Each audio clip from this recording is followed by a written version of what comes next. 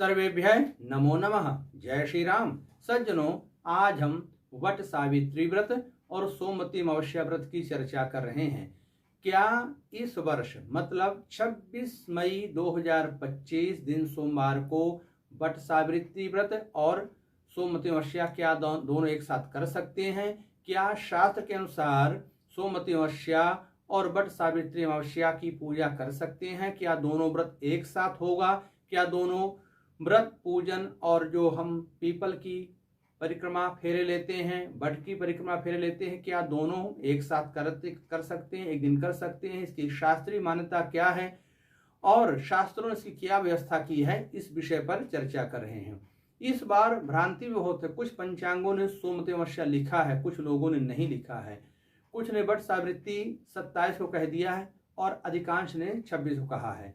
तो मैं आपको ब्रह्म वैवर्त पुराण, स्कंद पुराण और मदन रत्न, इन 3 ग्रंथ और निर्णय सिंधु, इनकी जो शास्त्र में जो श्लोक हैं, प्रमाण है, उसके अनुसार आपको समझाने की, शंका को दूर करने की कोशिश कर रहा हूं। तो ब्रह्म वैवर्त पुराण में श्लोक आता है, पूर्णिमा अमावस्ये तु वट सावित्री व्रतम बिना परेग्राहे भूत विद्धे न कर्तव्ये दर्श पुणे कदाचन वर्जयित्वा मुनि श्रेष्ठम सावित्री व्रतम उत्तमम।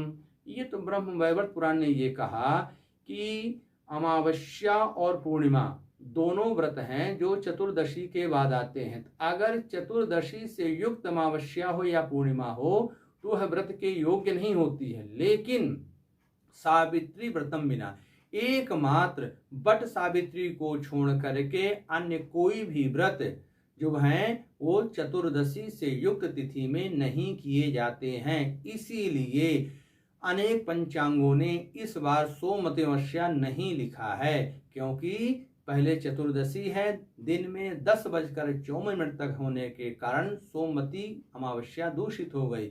लेकिन वट सावित्री अमावस्या दूषित नहीं हुई, क्योंकि उसको अधिकार प्राप्त है कि वो चतुर्दशी से युक्त हो तो भी वह व्रत पूजन के लिए ग्राह्य है, स्वीकार है। स्कंद पुराण का श्लोक आता है, भूत विद्यासिनी वाली न तु तत्र व्रतम चरेत यदा तो अष्टाधिका चतुर्दशी तदा पराग्राह्या पूर्व विद्यै सावित्री व्रते पंचदशे तिथि। इसमें स्कंद पुराण का सीधा सीधा मत है कि अगर चतुर्दशी 18 घटी 0 पल से अधिक हो, 18 घटी हो या उससे अधिक हो, तो वह अमावस्या व्रत के लिए और पूर्णिमा व्रत के लिए ग्राह्य नहीं है, अर्थात त्याज्य कर देना चाहिए। अगर उससे कम हो तो उसे स्वीकार कर लेना चाहिए।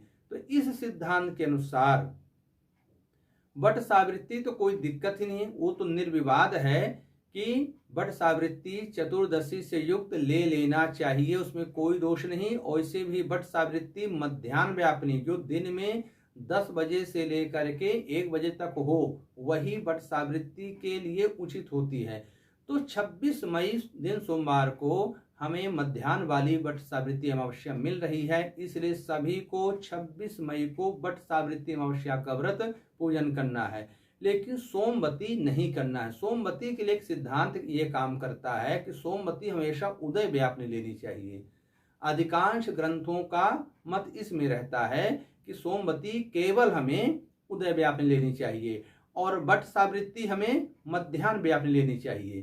तो इस हिसाब से 26 मई को उदय व्यापिनी नहीं होने का सोमवती प्रशस्त नहीं है। लेकिन स्कंद पुराण, मदन पारिजात और वीर मित्रोदय ने यह कहा है कि भले उदय व्यापिनी अमावस्या सोमवार को नहीं मिल रही है, चतुर्दशी अगर 18 घटी से कम है तो उसे स्वीकार करने में कोई दोष नहीं है। तो अर्थात निष्कर्ष ये है कि अगर आपकी लालसा है, इच्छा है कि हम सोमवती का भी व्रत पूजन कर लें, वट सावित्री कर लें, तो आपको दोष लगेगा नहीं, क्योंकि सिद्धांत ने कह दिया है, शास्त्र ने भी यह कह दिया है कि अगर 18 घटी से चतुर्दशी कम हो तो दोष कारक नहीं होती है, 18 घटी के बाद ही दोष कारक होती है।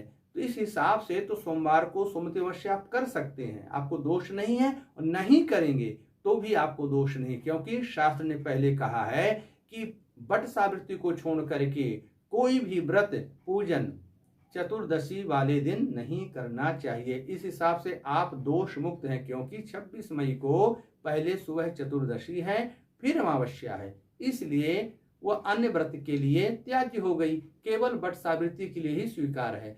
तो आपको शास्त्र की मर्यादा के हिसाब से आप केवल वट सावित्री करें, सोमवती ना करें। अगर आपकी लालसा है तो करेंगे तो आपको दोष नहीं लगेगा, छोड़ने में तो कोई दोष नहीं है और करने में कोई दोष नहीं है, क्योंकि शास्त्र ने रास्ता दिया है कि 18 घटी से कम अगर हो तो करने में दोष नहीं है। बाकी सिद्धांत सीधा है, मध्याह्न में वट सावित्री करना है और उदय व्यापनी सोमवती करना है। तो आप चाहें तो वट सावित्री के साथ सोमवती कर सकते हैं, ना चाहे तो आपको कोई दोष नहीं लगेगा। हमने इन ग्रंथों का प्रमाण दे करके सिर्फ ये कहेंगे कि आप केवल वट सावित्री करें और सोमवती को छोड़ दें, कोई दिक्कत नहीं है।